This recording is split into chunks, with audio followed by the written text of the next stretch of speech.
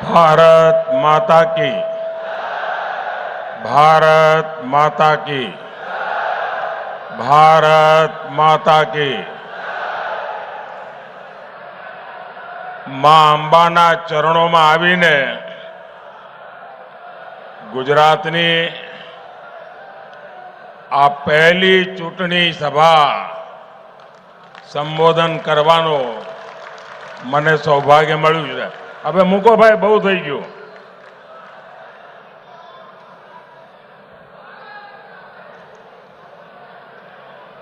આ ફોટાવાળા ભાઈઓ પણ ફોટા નીચે જ રાખો, પાછળ દેખાતું નથી.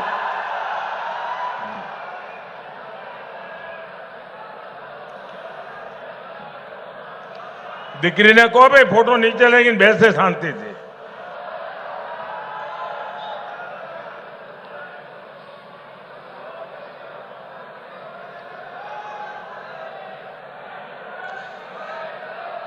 साथियों, भाई आपने કોને બતાવો છે ફોટો? જોઈ લીધો મેં.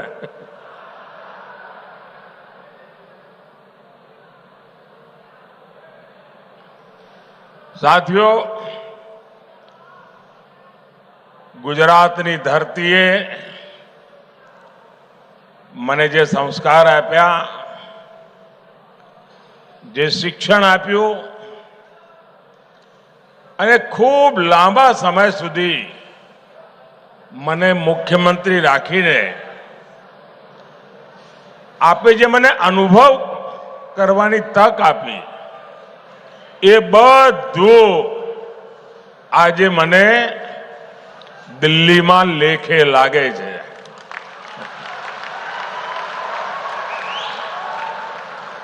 હમણાં સંચાલક બેન કહેતા હતા કે પીએમ સાહેબ, પછી અમારા CR પાટીલ પણ બોલ્યા પીએમ સાહેબ.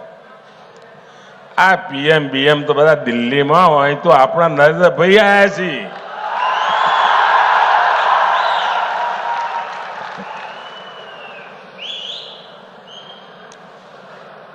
અને આજે આપની વચ્ચે આવ્યો, ચૂંટણીની શરૂઆતની પહેલી સભા આજે આ કર્મઠ માતાઓ બહેનોના ક્ષેત્રમાં થઈ રહી છે. અને શરૂઆત એક બેન ઉમેદવાર માટે આશીર્વાદ માંગવાથી થઈ રહી છે. મારા માટે ગર્વની વાત છે. ઘણું બધું મારે કહેવાનું છે, પણ શરૂઆતમાં જરા હિન્દીમાં બોલીશ અને પછી આપણે ગુજરાતીમાં વાતો કરીશું. પહેલા તો આજે ગુજરાતનો સ્થાપના દિવસ, અને ગુજરાતનો સ્થાપના દિવસ આપણા બધા માટે નવા સંકલ્પનો દિવસ, નવી ઉર્જા માટેનો દિવસ.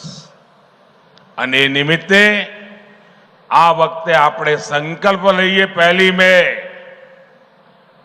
કે વિકસિત ભારત બનાવવા માટે વિકસિત ગુજરાત બનાવવામાં અમે કોઈ કમી નહીં રહેવા દઈએ.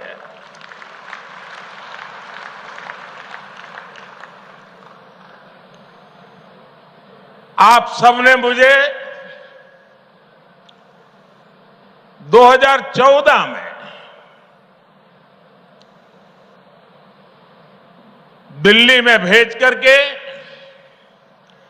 देश की सेवा करने का अवसर दिया. और वो दिन याद कीजिए, 2014 के पहले जो सरकार थी, तब देश में चारों तरफ जो खबरें रहती थी, आतंकवाद, घोटाले, चारों तरफ भ्रष्टाचार, सारे नीति निर्णय ठंडे बस्ते में पड़े थे. देश निराशा की गर्त में डूब गया था. देश का नौजवान ये सोच रहा था कि मेरा भविष्य का क्या होगा। और ऐसे विकट कालखंड में आप लोगों ने मुझे देश की सेवा करने का मौका दिया। और जैसा आपने मुझे ट्रेनिंग दी थी, जैसी आपने मुझे शिक्षा दी थी, मैंने मेहनत करने में कोई कमी नहीं रखी। पल पल देशवासियों के नाम, पल पल देश के नाम, आपके नाम। और मैंने कोशिश की कुछ संकट भरी स्थिति से देश को बाहर निकालूं, सामान्य मानवीय की उम्मीदें पूरी करूं। आप मेरे गुजरात के भाई बहन, आप मुझे करीब 25 साल से सरकार में काम करते हुए देखा है। और आप भी कह सकते हैं कि जिस अपेक्षा से आपने भेजा था, जिस आशा से देश ने मुझे बिठाया था, उसको पूरा कर करके एक नया विश्वास जगाने में मां अंबा ने हम पर सब पर कृपा की है। और आज देश एक नए विश्वास के साथ आगे बढ़ा। 2019 में हर कोई मानता था कि दोबारा तो सरकार बन ही नहीं सकती है, और सरकार न बने इसके लिए दुनिया भर के खेल भी चले थे। लेकिन 2019 में दोबारा आपने मुझे अवसर दिया, एक मजबूत सरकार का मैंडेट दिया, और मैं फिर से एक बार देश की सेवा में खपने लगा। ये 2024 का चुनाव, ये 2024 के चुनाव में मेरे 20, 22, 25 साल के अनुभव को लेकर के आया हूं। 10 साल मैंने देश को चलाया है जिस प्रकार से, और देश जो नई ऊंचाई पर पहुंचा है, और देश के सामर्थ्य को मैंने भली भांति जाना है, समझा है। उस सामर्थ्य से मैं पुजारी बन गया हूं, और देश के उस सामर्थ्य के आधार पर मैं गारंटी लेकर के आया हूं। गारंटी ऐसे नहीं दी जाती, बहुत बड़ी हिम्मत लगती है। लेकिन मेरे पास अनुभव था, देश के सामर्थ्य को जानने पहचानने की शक्ति थी। और मेरी गारंटी है, आने वाले मेरे तीसरे टर्म में मैं हिंदुस्तान को दुनिया की तीसरी सबसे बड़ी अर्थव्यवस्था बना के रहूंगा। और जब देश तीसरी सबसे बड़ी अर्थव्यवस्था बनेगा, तब उसकी समृद्धि, उसका सामर्थ्य, उसका लाभ वर्तमान पीढ़ी को भी मिलेगा और आपकी आने वाली पीढ़ी को भी मिलेगा। और ये काम की गारंटी लेके मोदी आया है। तीसरी बार सरकार जब बनेगी, 4 जून को नतीजे आएंगे। 100 दिन में क्या करना, वो प्लान मैंने अभी से तैयार करके रखा है। आप गुजरात वाले जानते हैं, मैं जब भी यहां चुनाव में जाता था तो चुनाव के बाद क्या करूंगा तय करने में लग जाता था। और पहले 100 दिन में भाजपा सरकार क्या काम कर सकती है वो हमने दिखाया था। नर्मदा गेट से लेकर के सारे फैसले मैंने कर लिए थे, आपको याद होगा। ऐसे ही तीसरे कार्यकाल में गरीब कल्याण, किसान कल्याण और उनके लिए विकास के लिए नए निर्णय, नई गति, नया संकल्प लेकर के हम आने वाले हैं। और इसलिए आपको इस बार पहले से ही कहीं अधिक एकजुट होकर हर बूथ पर कमल खिलाना है। और मेरी गुजरात बीजेपी वालों से और गुजरात के मेरे भाई बहन से सिर्फ सबकी सब लोकसभा की सीटें जीत करके मैं संतुष्ट होने वालों में से नहीं हूं। इतना तो मेरा हक बनता है ना। આટલો તો મારો હક બને કે ના બને? અને એટલે ખાલી બધી સીટો જીતવી જેવું નહીં, આપણે તો બધા પોલિંગ બૂથ जीतवा है।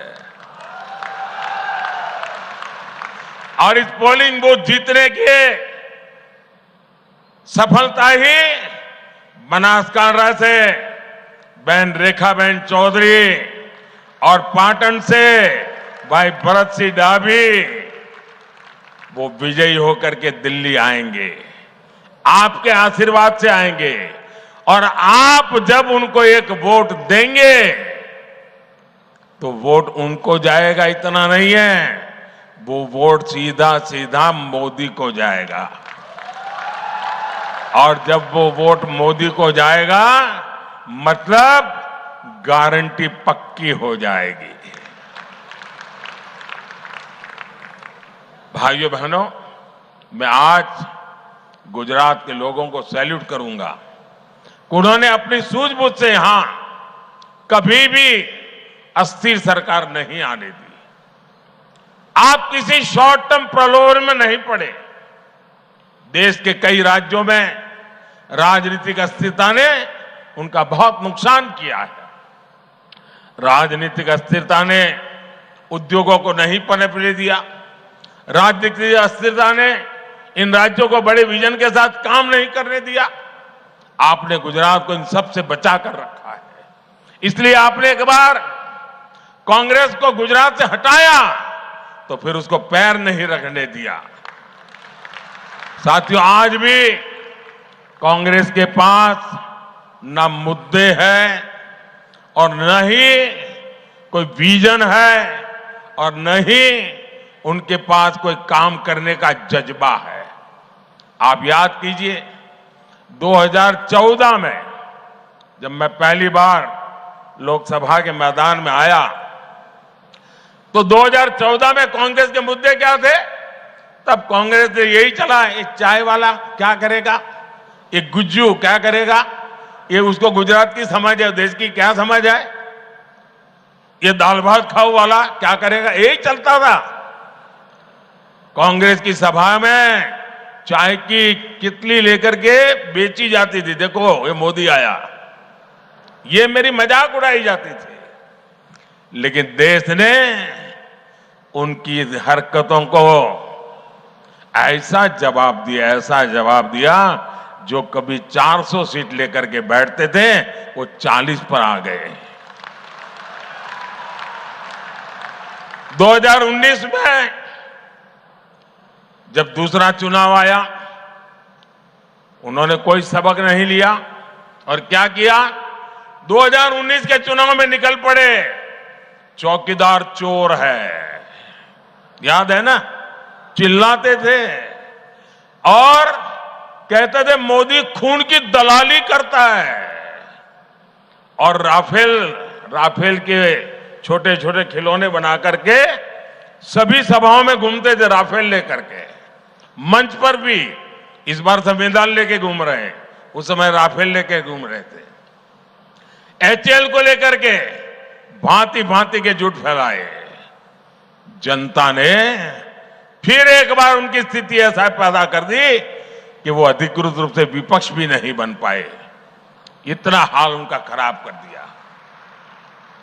साथियों, 2019 के बाद इन्होंने मोदी का अपमान करने का अभियान और तेज कर दिया। कांग्रेस के शहजादे ने गर्व के साथ पूरे मोदी समाज को, पूरे ओबीसी समाज को चोर कह दिया। मोदी क्योंकि गुजरात से है इसलिए पूरे देश में गुजरातियों के विरुद्ध नफरत फैलाने की एक भी मौका नहीं छोड़ा जा रहा है। ये नहीं रुके, इन्होंने मेरे माता पिता पर भी भला बुरा कहने में पीछे नहीं रहे। भाइयों और बहनों, अब 2024 में कांग्रेस और इंडी गठबंधन ऐसा झूठ लेकर के फिर से एक बार मैदान में आए हैं और उनकी जो इकोसिस्टम है वो भी उस झूठ को हवा दे रही है। संविधान दिखाते हैं, आरक्षण ले लेंगे इसका डर दिखाते हैं, पूरी तरह मनगढ़ंत गपबाजी, यही उनका काम है। कभी कहते हैं मोदी को कोई परिवार नहीं है, तो क्या परिवार वालों को भ्रष्टाचार करने का लाइसेंस मिल गया है क्या? कभी कहते हैं मोदी को जेल में डाल देंगे, कभी कहते हैं मोदी का सर फोड़ देंगे। ऐसी ऐसी बातें लेकर के वो चुनाव के मैदान में उतरे हैं। और देखिएगा, इस बार भी ये पहले से कम सीटों में सिमट जाएंगे। साथियों, अभी चुनाव के 2 चरण पूरे हुए हैं। पहले चरण में इंडी गठबंधन पस्त पड़ा और दूसरे में ध्वस्त हो गया। यहां पड़ोस में राजस्थान का चुनाव पूरा हो गया है। राजस्थान में उनको 1 सीट मिलने की संभावना नहीं बची, 1 नहीं, ये हाल है इनकी। और इसलिए इंडी गठबंधन बौखलाहट में कुछ भी कर रहा है। ये लोग मोहब्बत की दुकान चलाने के लिए निकले थे, अब मोहब्बत की दुकान में फेक वीडियो का बाजार खोल दिया है। अब चुनाव में उनकी बातें नहीं चलती हैं, तो फर्जी वीडियो बना करके फैला रहे हैं। आप कल्पना कीजिए, जिस पार्टी ने 60 साल तक देश पर राज किया, इतने सारे इनके प्रधानमंत्री रहे, मंत्री रहे, जनता के पास जाने के लिए उनकी जुबान पर सत्य नाम का शब्द नहीं है और उनकी मोहब्बत की दुकान में फेक फैक्ट्री रूप में अब काम करने लगी है। जिसे ये मोहब्बत की दुकान कहते थे, वो दरअसल फेक फैक्ट्री है। कांग्रेस के वीडियो फेक, कांग्रेस की बातें फेक, कांग्रेस के वादे फेक, कांग्रेस के नारे फेक, कांग्रेस की नीयत फेक। और लड़ना है, मोदी है, चाय वाला है, मामूली है, गरीब का बेटा है। अरे आओ ना यार, 2-2 हाथ कर लो, हो जाए मुकाबला। ये दाल भात खाने वाला क्या करता है दिखा देगा। अरे हिम्मत है तो सामने से वार करो, ये फेक वीडियो का गेम बंद करो। कुछ पल लोगों को आप गुमराह कर पाओगे, लेकिन इसकी बहुत बड़ी सजा भी ये देश आपको देगा। साथियों, इन लोगों ने चलाया है, मोदी 400 सीट इसलिए मांग रहा है कि आरक्षण। अरे उनको मालूम नहीं, आज भी पार्लियामेंट जो 5 साल चली, एनडीए के 360 तो करीब करीब एमपी थे, और बीजेडी जैसे लोग जो हमारे एनडीए में नहीं थे, आंध्र की वाईएसआरसीपी हमारे एनडीए में नहीं थी, जो हमें समर्थन करते थे, वैसे भी पार्लियामेंट में 5 साल मेरे पास 400 की ताकत तो थी ही। लेकिन न ये पाप करने के लिए हम पैदा हुए हैं, न ही ये पाप करना हमारा रास्ता है। बाबा साहब आंबेडकर ने जो संविधान दिया है, देश के संविधान के निर्माताओं ने जो संविधान दिया है, उस संविधान की शुचिता, उस संविधान का संरक्षण। और कांग्रेस वाले उनकी जमात कान खोल के सुन ले, ये मोदी है। मोदी जब तक जिंदा है, मैं तुम्हें कभी भी धर्म के आधार पर आरक्षण का खेल खेलने नहीं दूंगा।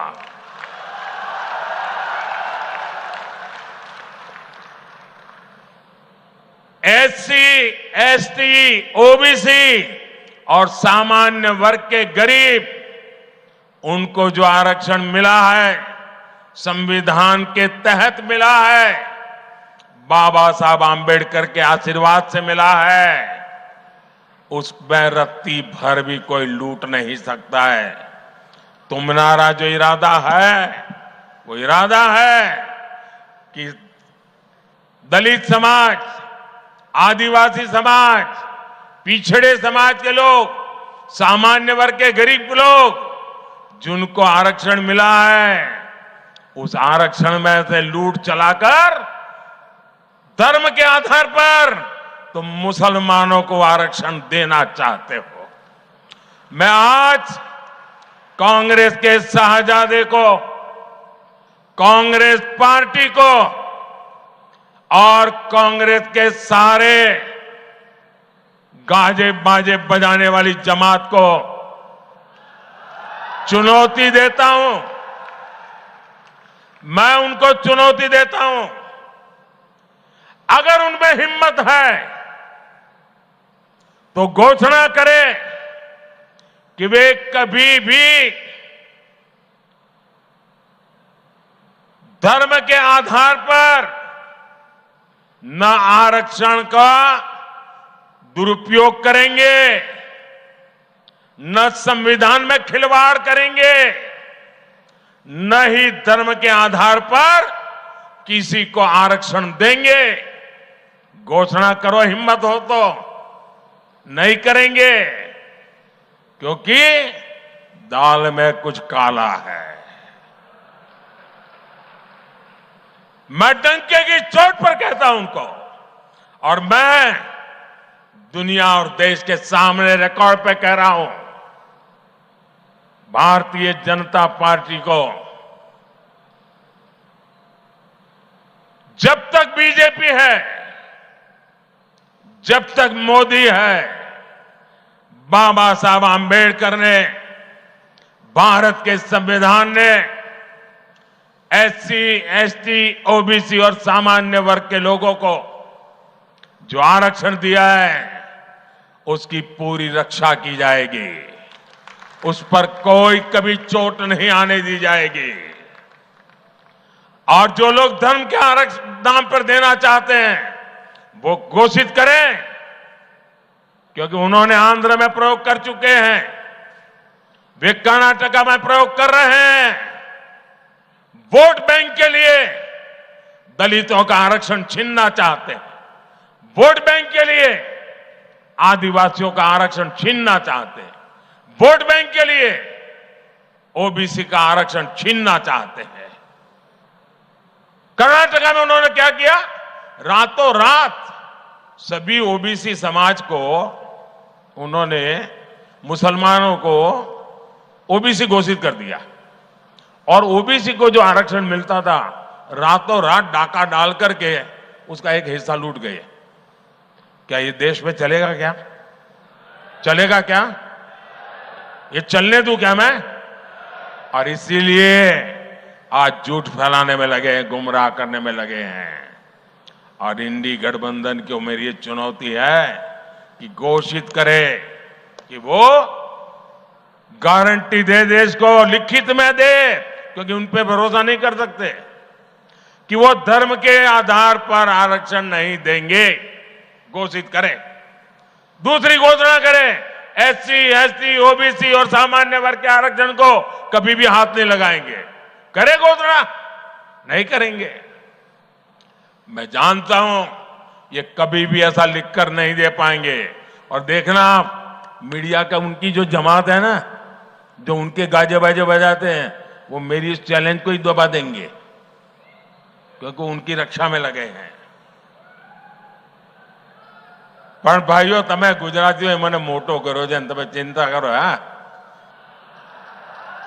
એમનો ખેલ પૂરો જ આ વખતે.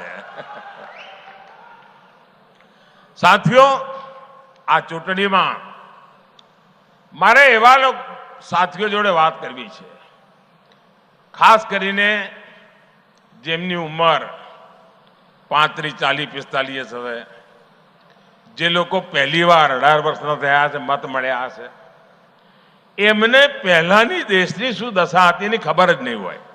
કારણ કે જેને હવે પહેલો વોટ મળ્યો હશે, એ હું જ્યારે પ્રધાનમંત્રી બન્યો એના પહેલા તો એ બિચારો 8 વર્ષનો હોય, 10 વર્ષનો હોય, 12 વર્ષનો હોય, એને એ વખતે શું દશા હતી દેશની ખબર જ નહીં હોય. એકવાર જરા આજકાલની પેઢી તો ગૂગલ વાળી છે ને, જરા ગૂગલ પર જઈને જૂના છાપા શોધજો. હેડલાઇન ચોરી, લૂંટ આ જ આવતી હતી. અને આજે શું સમાચાર આવે છે? આટલા પકડ્યા, આટલા કરોડ કબજે કર્યા, આટલા જેલમાં નાખ્યા. અને એનો જ ફફડાટ છે આ.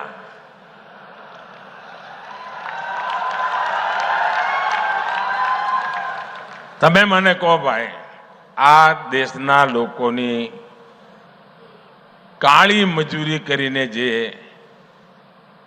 ટેક્સ આપ્યો હોય એને હું લૂંટવા દઉં?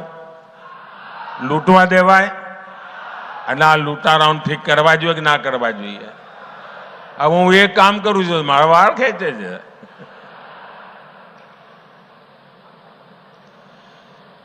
તમને આશ્ચર્ય તો થયો. આ વખતે કોંગ્રેસની સ્થિતિ એવી છે, તમારે સરકાર બનાવી હોય ને તો ઓછામાં ઓછી 272 સીટો તો MP જોઈએ તમારી પાસે. અમારી સિવાય, ભાજપ સિવાય આ દેશમાં એક પણ પોલિટિકલ પાર્ટી, કોંગ્રેસ પણ 272 લડાવતા જ નથી. બોલો, એટલે તમે 272 લડાવતા નથી અને કહો અમે સરકાર બનાવીશું.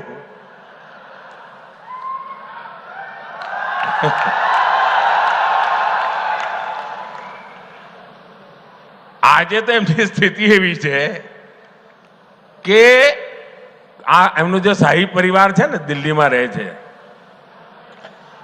એમની દશા એવી છે કે પોતે આ વખતે કોંગ્રેસને વોટ નહીં આપીએ કે. બોલો, આ મોદી સાહેબની કમાલ જ છે ને. શાહી પરિવાર કોંગ્રેસને વોટ જ નહીં આપીએ કે. આ વખતે ત્યાં કોંગ્રેસનો ઉમેદવાર જ નથી. અહીંયા આપણા ત્યાં ગુજરાતના મોટા નેતા હતા અહેમદભાઈ. અહેમદભાઈ તો હવે રહ્યા નહીં. અહેમદભાઈનું પરિવાર ભરૂચમાં રહે છે. એમની દશા એવી, કોંગ્રેસને મત નહીં આપે. અહેમદભાઈનું પરિવાર કોંગ્રેસને વોટ નહીં આપીએ કે. કોંગ્રેસના એક મોટા નેતા બનતા સુધી ભાવનગરમાં જ રહેતા હતા, મત એમનો ભાવનગરમાં જ હશે. એ ભાવનગરમાં કોંગ્રેસને વોટ નહીં આપીએ કે. આ કોંગ્રેસની દશા છે. તમે વિચાર કરો. અને આ કોંગ્રેસને સંપૂર્ણપણે, જ્યારે એમનો ચૂંટણી ઢંઢેરો આવ્યો ને ત્યારે મેં કહ્યું હતું આ મુસ્લિમ લીગની છાપ છે આમાં. અને એક પછી એક પાના ખોલવા માંડ્યા છે. હવે એમણે માઓવાદી ઘોષણાઓ કરવા માંડી છે, નક્સલવાદી. એમણે કહ્યું છે હવે એમણે પાર્ટી તો બરબાદ કરી, હવે હું તો મર્યો તને મારું, એ મૂડમાં દેશને બરબાદ કરવા નીકળ્યા છે. એમણે પાર્ટી તો તબાહ કરી દીધી, દેશને બરબાદ કરવા નીકળ્યા છે. અને એમણે એક નવો, એમણે કહ્યું છે અમે એક્સરે કરીશું આખા દેશનો. કહ્યું છે ને, આખા દેશનો એક્સરે કરીશું. એટલે તમારા લોકરમાં શું પડ્યું છે? એક્સરે. તમારા ઘરમાં શું પડ્યું છે? એક્સરે. તમારું બેંકમાં શું પડ્યું છે? એક્સરે. તમારા ત્યાં કઈ દાગીનો બાજરાના કે જવારના ડબ્બામાં રાખી મૂક્યો હોય? એક્સરે. પછી લૂંટી લેવાનું. આ એમણે મેનિફેસ્ટોમાં કહ્યું છે જે બધું છે, પછી જેની પાસે નથી એને વેચી દેવાનું. તમે આ ગરીબી વેચવા નીકળ્યા છો ભાઈ. આ દેશને તમે તબાહ કરવા નીકળ્યા છો. શું માંડ્યું છે તમે? તમે વિચાર કરો. એમણે બીજી એક વાત કરી. એમના એક ખેરખા બેઠા છે વિદેશમાં, એમણે ત્યાંથી સંદેશો આપ્યો, જાહેરમાં કહ્યું આપણે ત્યાં દરેક મા બાપ એની ઈચ્છા હોય ને કે ભાઈ મૃત્યુ પછી સંતાનોને કંઈ ને કંઈ આપીને જવું. દરેક મા બાપની ઈચ્છા હોય કે ના હોય? કોઈ મા બાપ એવું હોય કે હું તો દેવું કરીને જઈશ, છોકરા ભરશે, એવો કોઈ મા બાપ હોય ભાઈ? એકે મા બાપ એવા હોય? બધા મા બાપ કંઈ ને કંઈ બચત કરે કે ના કરે? છોકરાઓ માટે આપીને જવાનો વિચાર કરે કે ના કરે? હવે કોંગ્રેસ વાળાએ એના ઉપર દોરો નાખ્યો છે અને એમણે જાહેર કર્યું છે કે હવે તમે જે બચાવ્યું હોય એ તમે તમારા સંતાનોને નહીં આપી શકો. એમાંથી અડધા કરતા વધારે કોંગ્રેસની સરકાર બનશે તો તમારી પાસેથી ટેક્સ રૂપે લઈ લેશે. 55% ટેક્સ નાખશે. એટલે માનો કે તમારી પાસે 10 એકરનું ખેતર છે અને તમે છોકરાને, સંતાનોને 10 એકર આપીને જવા માંગો છો, તો તમારા 5 એકર સરકારમાં ગયા ને 5 એકર રહ્યા. આ કાયદો લાવવાના છે. તમારી પાસે 2 ભેંસ હોય તો 1 ભેંસ કોંગ્રેસ વાળા કહે છે સરકારમાં આપી દો, 1 તમારા છોકરાને આપવાની. કેમ? તો અમારે 1 ભેંસ અમારી વોટ બેંકમાં આપવાની છે. આ કાયદેસર લાવવા મેનિફેસ્ટોમાં લખ્યું છે. બોલો, આ હિંમત એમની. હવે આ દેશના નાગરિકને આપણે સમજાવવું જોઈએ કે ના સમજાવવું જોઈએ? ભાઈ, અમે તો તમારી તાકાત વધારવાનું કામ કરી રહ્યા છે. એ તમે ભેગી કરેલી તાકાતને લૂંટવાનું કામ કરવાનું વિચારી રહ્યા છે ભાઈઓ. અને એટલા માટે મારી આપ સૌને વિનંતી છે કે આ કોંગ્રેસથી ચેતતા રહેજો. આ લોકોએ જે એમના બધા પાપો શરૂ કર્યા છે, જે ફર્સ્ટ ટાઈમ વોટર છે, એમને ખબર નહીં હોય. ગુજરાતમાં એક જમાનો હતો 30-35 ના, એમને ખબર નહીં હોય. સાંજે વાળું કરતી વખતે વીજળી નહોતી આવતી ભાઈ. આપણા બનાસકાંઠામાં પાણી ન મળે. પાણી મહેમાન કહેતી જઈએ ને તો રાત રોકાવતા ને ચિંતા થાય સવારે નાહવા માટે ડોલ પાણી લાવીશું ક્યાંથી. એવા દિવસો હતા. આજે આપણે ત્યાં અનારની ખેતી થવા માંડી અને આલુની ખેતી, બટાકાની ખેતીમાં તો ક્યાંય પહોંચી ગયા. આ કોંગ્રેસ વાળા કોકને કયું લાગે છે અમને કે અહીંયા આલુની ખેતી થાય છે, સોનું બનાવવા આવી જશે.